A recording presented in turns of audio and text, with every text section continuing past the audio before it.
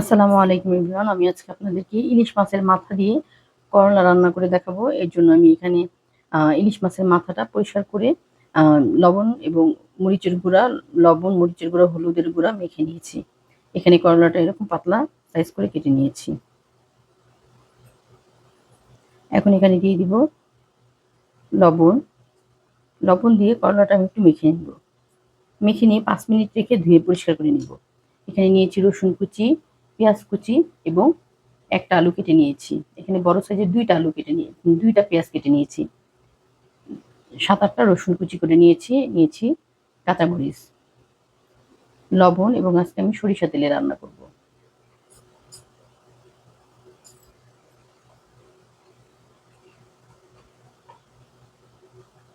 এখানে একটা হাঁড়ি নিয়ে আমি সরিষার তেল দিয়ে দিয়েছি। এখন এখানে সব মাথাগুলো দিয়ে ভালো করে ভেজে নিব।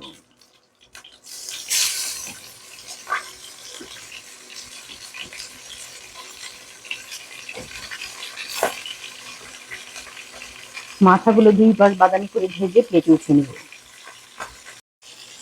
মাছগুলো আমি ২ পাশ খুব কড়া করে ভেজে নিয়েছি। এখন একটা প্লেটে উঠিয়ে নিব।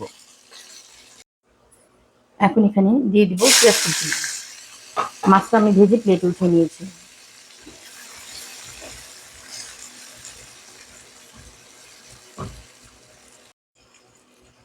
এখন এখানে দিয়ে দিব লবণ, দিয়ে দিব রসুন কুচি।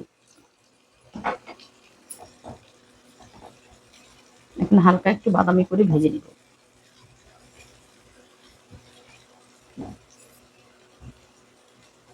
এখন এখানে দিয়ে দিব আধা চামচ আদা বাটা,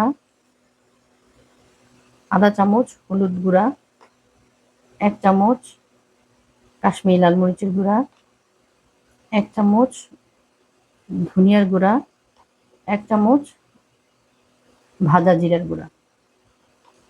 দিয়ে দিব সামান্য একটু ফুটানো গরম পানি। দিয়ে মশলাটা আমি ভালো করে একটু কষিয়ে নিব।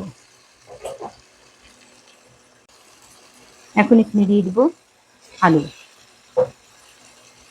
আলুটা দিয়ে ভালো করে আলুটা কষিয়ে নিব। সামান্য একটু ফুটানো গরম পানি দিয়ে দিব। দিয়ে আলুটা ভালো করে একটু কষিয়ে নিব। এখন এই পর্যায়ে আমি দিয়ে দিব করলাগুলো ধুয়ে নিয়েছি। লবণ দিয়ে মাখানো করলাগুলো ধুয়ে পরিষ্কার করে এখন আবার আলুর সাথে ভালো করে কষিয়ে নিব। এখন এই পর্যায়ে আমি কিছু কাঁচামরিচ দিয়ে দিব।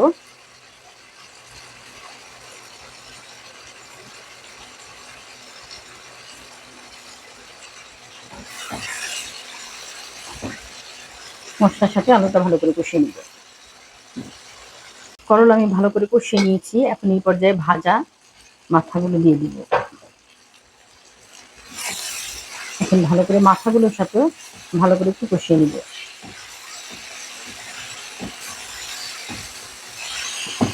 সামান্য একটু পানি দিয়ে দিব, অল্প সামান্য একটু পানি দিয়ে ভালো করে একটু কষিয়ে নিব।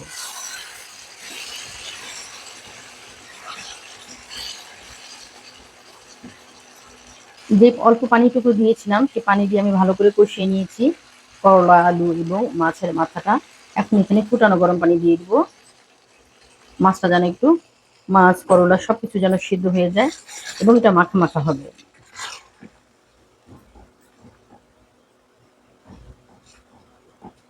এভাবে করলা রান্না করে দেখবেন, করলা একদম তিতা লাগে না।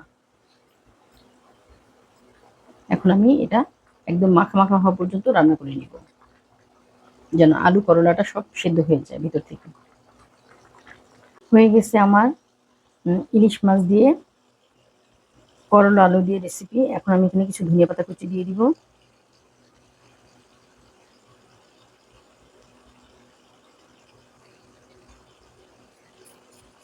এখন আমি ২ মিনিট ঢেকে রাখবো। ২ মিনিট পরে আমি আপনাদেরকে সার্ভ করে দেখাচ্ছি।